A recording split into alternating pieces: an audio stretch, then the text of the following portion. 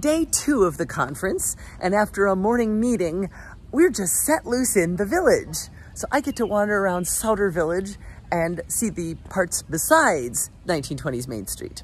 Let's see what we find. All right, my first view is of some amazing clematis. Check out the garden they have behind this little log cabin. That is the happiest clematis I think I've ever seen. We are wandering between a log cabin and a little bit later, I assume, clapboard house. And so this was built for a man who got hurt building barns, and so they built him a couple of these rooms. Wow. All right, so you're about to advance, you say. Yeah. So I loosened it here. Okay. And I will do it again before I'm done. And then I tighten it here, because see how the warp is all Oh my now? goodness. And so this is where I tighten it up.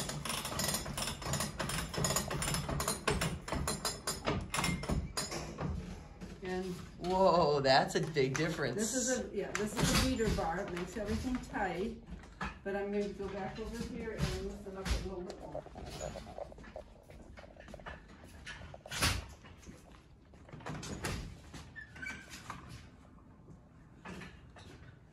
I'm doing this so that the threads won't catch and break.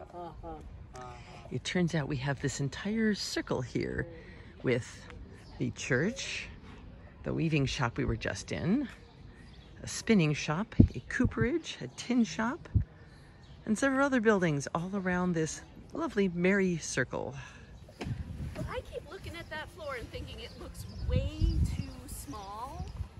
So I'm not actually sure that that tent is gonna go up. We might do some math and figure it out. Reach or something to bring them to church, and that would be a cold ride in the winter time or a cold walk, wouldn't it? So here in the middle of our building we have, this is a stove, and on those cold days someone would have to come to church extra early and put some firewood in there and get that lit and started so it would be warming up inside. Nice clean wool and those party tablets like this, so that we can brush it and get it nice and straight and all going in the same direction. And this is one of those chores that belong to the children starting at age 3. By the time you are 5, you are knitting your own socks. And by the time you are 6 or 8, you are spinning your own yarn to knit your own socks. So I'm pulling my wool out after it's been carded, and then I put it on the wheel and I spin it so it twists. It's twisting right here at my thumb as I pull this out. That'll flake, oxidize the flake off there, or you might scratch it, like scratch the paint on your buggy or something. You know how that steel starts rusting? Same as what this does. Reason that's rusting back there is because that's been stored in here probably since the 70s, and we do not heat this in the winter, so it gets that freeze thaw. Then it pops that off there and it'll start rusting that way. But they're also the barrel staves. Well, back in the 1860s, 2 of the largest stave factories in the United States were in Putnam County and Paulding County. And so they would float those logs down to those, they would pull them out, then they would make the staves, and then they would send them onto a cooperage to get them assembled. And that's how this whole Northwest Ohio was even settled. Yeah, I'm just carving away here, so if you have any questions, feel free to ask, because I'm just a volunteer, so I don't have a program that, like some of the other buildings have. That's right, but you got a skill. Oh my goodness, look at him! I'm making another little Santa Claus ornament. He's and beautiful. When I'm done with it, it'll look.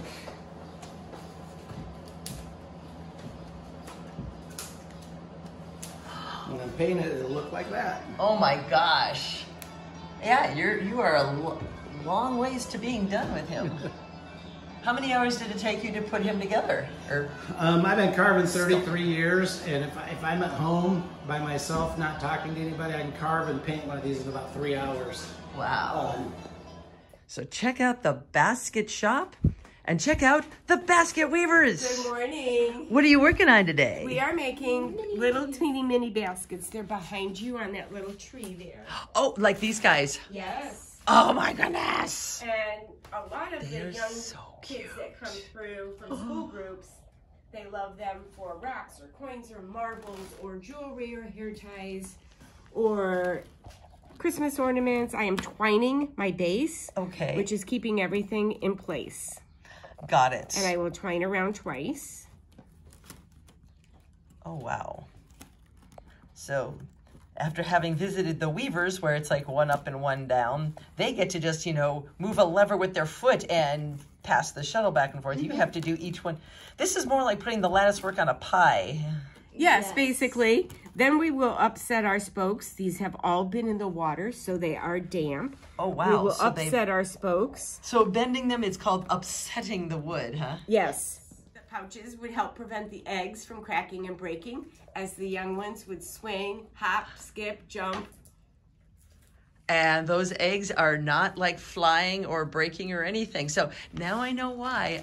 I did not know that was actually an egg basket. Yes. But with having the two sides, it cradles the egg. Oh my goodness. Hang on. You've got a chicken in the basket. Well, This is it, number 4 speed. It was flat bottom, smooth. It didn't have this. This actually, if you see, it lines the blade up to get you a painting cut. An award for best signage goes to the broom shop. A house without a broom is like a bride without a groom. Let's see what's inside. Good morning. So you're in charge of the brooms. Oh, looks like you're almost finished with this one.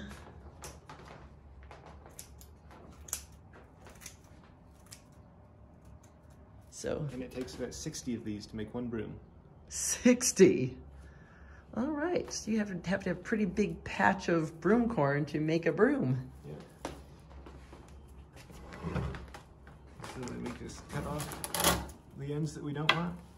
And then we use the shorter pieces for either the inside or for smaller brooms. So the sign of a good broom is that it can stand on its own. Oh my goodness. I have clearly never had a good broom in my life. That's really impressive. We're making a loom for the auction. This is it's a version of this hand loom that you can basically Oh my goodness. use what you need, and and put the main thread through here, Uh-huh. and then you put your other threads through here, different colors. So then you can pick up whichever you want on your shuttle and make your patterned ribbon. Oh my goodness. A roll, it looks like a tiny rolling pin? It does. This is actually for that same loom. So this is the back brace. So there'll be a little dowel effectively affixed to this by ribbon and tape. Okay. That's what you tie your warp off to. You roll that onto this back brace. It goes from the back brace to the front of the loom. All right. So this is think of it as your roller for any spare material. Neat. That's what a brace is for. All right. Well, thanks for the explanation. This is so cool. This saw.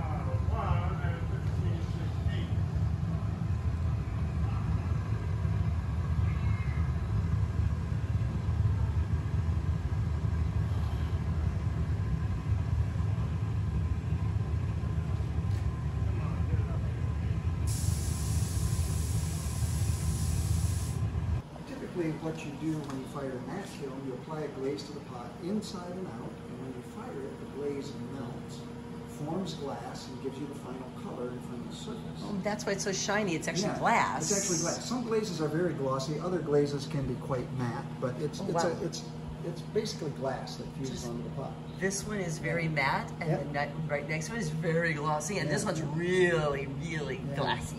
And then the kiln that I just unloaded, my wood-fired kiln, out back behind the shop, I do a wood-fired salt glaze in there. And What's a salt glaze? Well, what's happening in there, two things are happening in there. One, the wood creates ash that flows through the kiln.